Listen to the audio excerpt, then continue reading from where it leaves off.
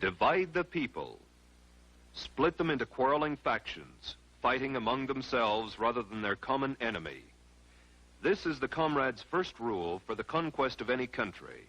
For well do they know from long experience that the nation so divided and weakened can be easily conquered from within. The communists disdain to conceal their views and aims. They openly declare that their ends can only be attained by the forcible overthrow of all existing social conditions. The most powerful enemy can be conquered only by exerting the utmost effort and by thoroughly, carefully, attentively, and skillfully taking advantage of even the smallest rift, of every antagonism of interest among the various groups or types within the various countries. With phase one, that of dividing the population, completed, the revolutionists were ready to move into phase two of the communist blueprint for takeover. Create the appearance of popular support. In every country now part of the Red Slave Empire, the actual number of Communist Party members at the time of takeover has been less than 1% of the total population. As Lenin phrased it, communism must be built with non-communist hands. By cleverly beguiling thousands of well-intentioned people into unwittingly supporting the revolutionary program, the dedicated 1% can trick the 99% into surrendering their birthright. This they do by hiding the true communist objectives behind appealing slogans and pretended humanitarian goals. As Stalin explained, the revolutionary accepts reform in order to use it as a cover for his illegal work. After the communists have found some issue or point of difference upon which they can divide the people, get them fighting among themselves rather than their common enemy, the next step is to create the appearance of popular support for the communists' war of national liberation. They have been devastatingly successful thus far. Yet in one country after another, there have been alert, informed individuals who saw the signs, recognized the patterns of conquest, and raised their voices to warn the people. Against just such a contingency, the communists developed the third phase of their blueprint for world domination: neutralize the opposition. We can and must write in a language which sows among the masses hate, revulsion, and scorn toward those who disagree with us. A Communist Party directive issued in 1943 reads, members and front organizations must continually embarrass, discredit, and degrade our critics. When obstructionists become too irritating, label them as fascist or Nazi or anti-Semitic.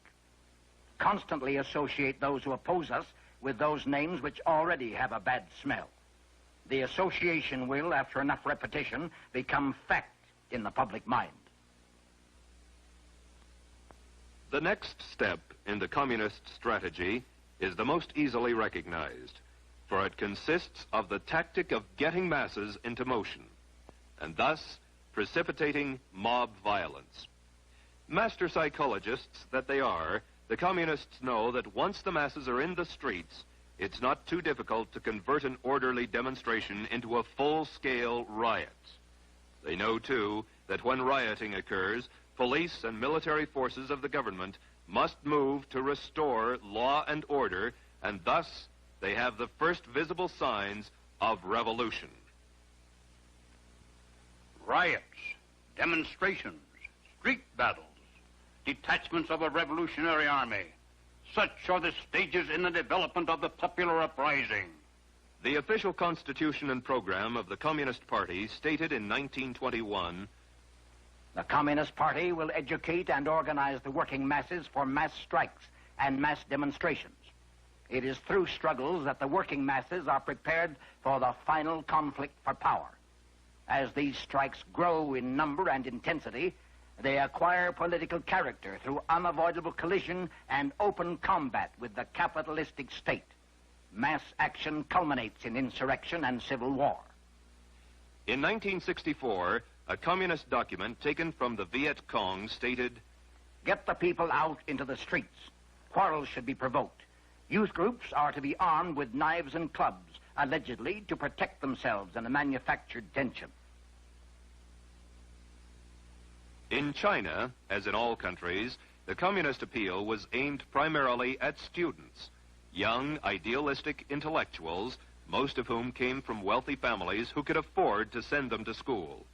It was from this group that the young communist recruits came who later provided the leadership and backbone for the armed conflict to follow. In Cuba, leftist-oriented students were the vanguard of the organized street demonstrations. Once the masses were in motion, that tenuous line between demonstration and riot, between nonviolence and violence, was easily obliterated. As law enforcement officers sought to restore order, police brutality became the cry of the insurgents. The invariable charges of police brutality were hurled as efforts were made to maintain law and order. When marches and demonstrations turn into riots in any country slated for takeover, the communists are then ready to implement the final stage of their blueprint for conquest. It takes only a handful of armed opportunists, criminals and savages to create the semblance of revolution. Only insurrection can guarantee the victory of the revolution. The purpose of insurrection must be not only the complete destruction or removal of all local authorities and the replacement by new, but also the expulsion of the landlords and the seizure of their lands. And so it has been, with but minor variations in one country after another. Divide the people. Create the appearance of popular support. Neutralize the opposition. Precipitate mob violence. Create the semblance of a revolution. An accurate summary of Lenin's strategy for the conquest of the world is as follows. First, we will take Eastern Europe. Next, the masses of Asia. Then we shall encircle the last bastion of capitalism, the United States of America. We will not have to attack. It will fall like overripe fruit into our hands.